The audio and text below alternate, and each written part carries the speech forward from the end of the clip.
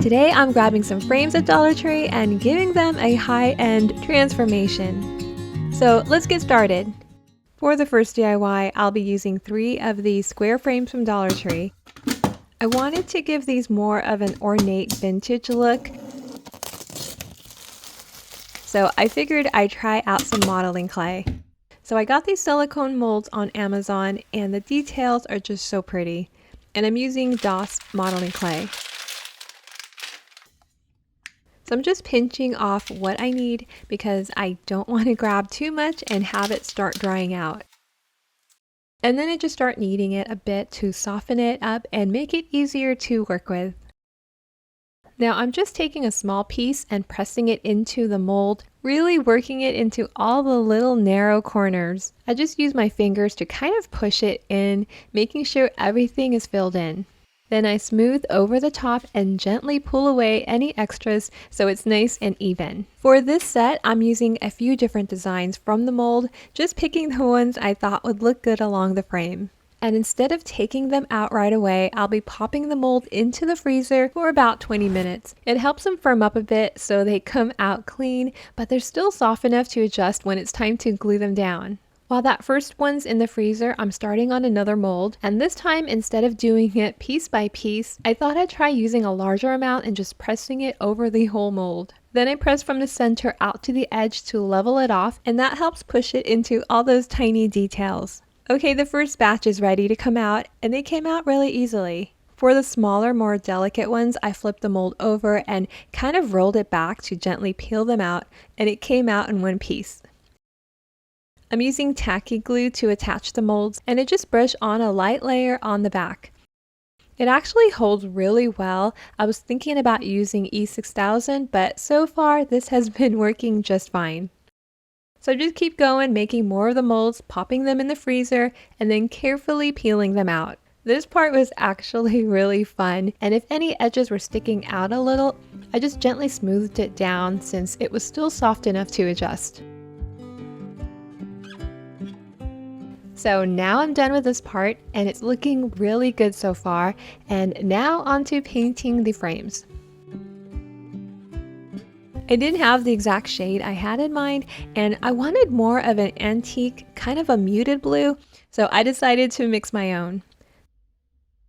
I'm mixing Waverly chalk paint in Ocean as my base, and then I'm adding in some Spanish olive from Craftsmart.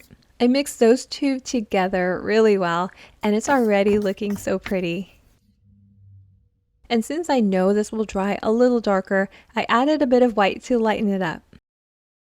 Once I had the color where I liked it, I just started brushing it over the frame, and it really is such a beautiful color.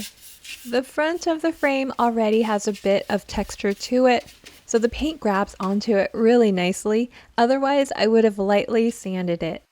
For the molded detail, I'm just using a smaller brush so I can get into all those little areas without missing anything. And then for the sides, I'm using a sponge brush to get a more even, opaque finish. The sides are a little smoother and kind of slick, so this just helps the paint go on nicer and stick better. And here's how they're looking once everything is painted, and I'm really happy with how the color turned out. It's exactly what I was going for. To give it more of that antique look, I'm going in with some gold. Now you could use Rub and Buff, but I wanted to try this Craftsmart Gold Metallic Wax. It is a bright gold, so I was a little unsure at first, but I mainly wanted to focus on the raised details, so I was just going to use it very sparingly. I started off using a small brush, just lightly going over the details, but after seeing how beautiful it looked, I also used my fingers to add a little more. And once you start adding that gold, it really makes such a big difference. I'm also lightly adding it along the inner and outer edges, just catching those raised areas. I'm not covering the whole thing, just a light touch so it gives a little bit of an aged look with some areas a little heavier than others. Okay, once that's done, I'm adding in a print. I'm using one of these canvas prints from Dollar Tree, and they always have some really pretty designs. I picked this one up with the soft white flowers and the gold detailing, and I thought it would go really nicely with the frames. Since I'm using 3 frames, I figured I could just divide the canvas up to fit each one. So first, I removed the canvas from the back and took out all the staples.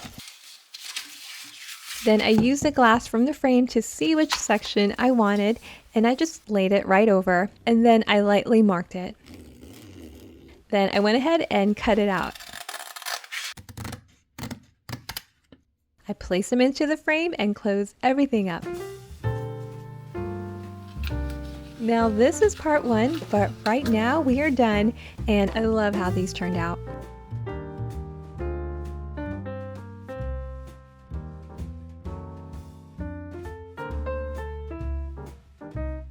For part two, I'll be sharing an easy frame rail hack to hang the frames. So I picked up the square dowel from the hardware store. It's about 1/2 inch and it comes in a 3-foot length. I'm just measuring out what I need since I don't need the whole thing. It's a bit long. Then I trimmed it down using my miter box and saw. I'm staining the wood using Ventilated in dark walnut, and I just brush it on and wipe it back. Now it wasn't quite as dark as I wanted, so I went over it with a little bit of apple barrel and burnt umber to deepen the color, and that was exactly what I wanted. For hanging, I knew I wanted the frames to hang from either a black or gold chain, and I remember Dollar Tree sells planter chains in a pack, but I couldn't find those when I was there. So instead, I found these hanging wire baskets that came with 3 strands of chain, which actually worked out even better because now I can use a basket for something else, and since they're already black, I didn't have to spray paint it. The chains were all connected at the top to that one curved hook. So I just used some pliers to open it up and slide the chains off. Then I clipped them onto the back of the frame, right into that little triangle hanger on the back. I'm screwing in a few metal hooks along the wood for the chains to hang from. So I'm just laying the frames out first to get an idea where I want them, and also figuring out how long I want the chains to be, if I want them all the same length or kind of staggered. Now the wood was a bit dense, so I ended up having to drill some pilot holes first to make it easier to screw the hooks in. And then on the back of the wood, I'm hammering in a sawtooth hanger on each end, and I just measured it out to make sure they're even so everything hangs nice and straight on the wall. One thing I did have to do was go back and remove that little easel stand in the back so the frame would sit flat. You could also dab some hot glue on the back to keep the chains in place and help it hang flat. Once everything is set, I just hook the chains onto the hooks, and this one is all done. For the next project, I'll be using a couple of these square frames from Dollar Tree. I'm turning these into a little lantern. So I start by placing one frame on top of the other, centered, then I go in and mark that center line across the width of the frame. This is the one I'll be cutting in half, while the other one I'm leaving as is. And that center board is actually pretty sturdy and a bit tough to cut through. It sits in these little grooves inside the frame, so you can't just push or bend it out. So instead of trying to force it, I thought I'd cut this part with my miter box and saw. Since the frame itself is a little too big to fit inside, I just lay it outside right along the edge and add a scrap piece of wood underneath to protect my surface. Once I get that middle section cut, I can go ahead and remove that white backing. From there, I place it into my miter box and cut the other side the same way. The materials on these frames is kind of like an MDF, so you could even use some strong shears for this part if that's easier. For the other frame, I'm keeping it intact. I'm just using some shears to cut out that board. Okay, so now I'm adding a little glue to the cut ends. Then placing those right in the center of the uncut frame, I press it down and set a little weight on top for a bit so it can hold before I move on to the other side. Now, quick tip here, I'm using wood glue, but honestly for this Dollar Tree frame, I should have gone with something stronger like E6000. The inside is MDF, but the outside I don't believe is even porous, even if it looks like wood. I thought this lantern would look so pretty paired with that little ceramic tray I DIY'd a few videos back, so I placed that right inside as a base, and it really complements it so nicely. I picked up one of Dollar Tree's arch picture frames. It has a very simple and classic look to it. I really love how that previous frame DIY turned out, so I wanted to make another one, and I thought this would just be perfect to add some ornate details to. And I'm pretty much doing the same thing as before, going back in with my modeling clay and silicone molds. So I'm just pinching off a small piece of the clay and kneading it to soften it up. Then I take that and press it into the mold, really working it into all the little details. I use my fingers to push it in, especially around the edges where it's more delicate and narrow, just taking my time here so everything fills in nicely. Once it's filled, I smooth over the top and gently pull away any extra so it's nice and even. And then I'll go ahead and pop this into the freezer for about 20 minutes, just like before, so it firms up and comes out clean. Okay, so once that's out of the freezer, I flip it over and just carefully remove it from the mold, and I just love how easily this comes out. And I'm using my little plastic mixing stick to smooth out any extra clay around the edges. Now last time I used a brush to apply the glue on the back, but I actually found this mixing stick so much easier. It just glides right over the back and spreads the glue evenly, and I'm just using tacky glue and that seems to hold really well. I'm also adding the glue directly on the back of each piece and then spreading it out from there with a stick.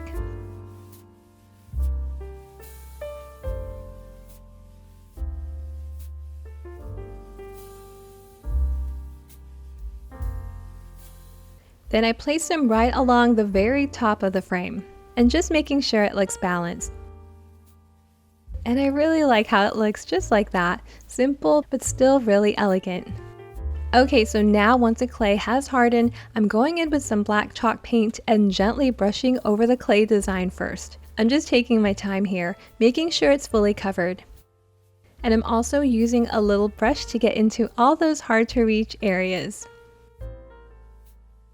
I'm going over the rest of the frame with some black paint as well, so everything looks more cohesive. And this will also help when I go in with that gold wax later on. It will give that gold something to hold on to and not slip off. So now for the fun part.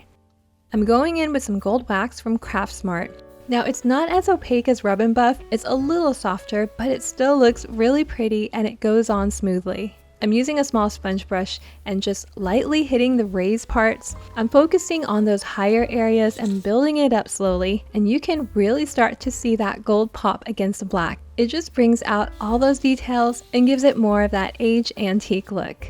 I'm also applying it along the inner and outer edges, just lightly going over it and building it up in certain spots.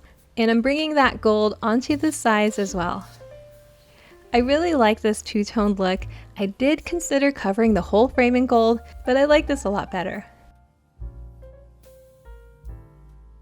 I found this really pretty soft floral print from Dollar Tree, and I thought it'd be perfect for this. It does have a little bit of texture on some of the orange flowers, and it was okay. I wasn't really sure how I felt about that, but I still liked it overall. I'm going to remove the canvas from the frame, so I just turn that over and remove the staples.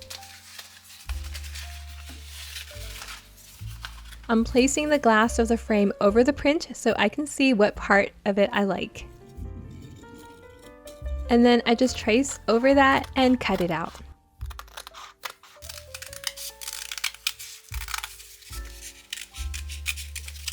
I wanted to age the print a bit, so I lightly went over it with a damp cloth and some burnt umber acrylic paint from Apple Barrel. I did try antique wax first, but on this print it didn't really stick and it just wiped right off. So I put the print in, close it up, and this one is all done.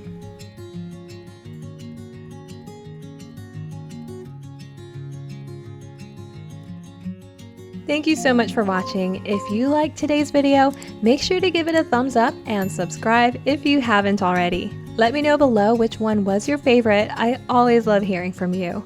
Until next time, bye!